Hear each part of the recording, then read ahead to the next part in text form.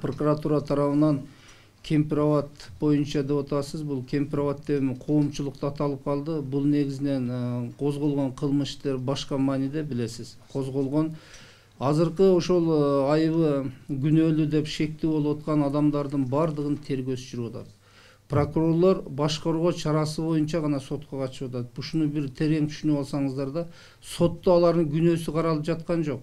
Башкаруу чарасы каралып жатканда тергөөнүн кызыкчылыгы, тергөөнү далилдеш үчүн прокурорлор чыгаргыла деп тергөөнү басым жасай албайбыз биз.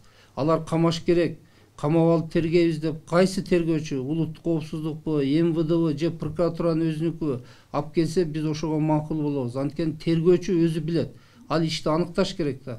Ошондуктан бүгүн бизде башкаруу чарасы гана катышуу иштери жүрүп атат. Ал эми ал жерге шектүүлөрдүн бардыгы бүгүн тергөөгө көрсөтмө берүүдөн баш тарткан билесиз. Азыр кайрадан алар тергөөгө сурак беребизсе, биз көзөмөлгө алабыз, болгон жагдайлар боюнча түшүндүрүп берсе болот.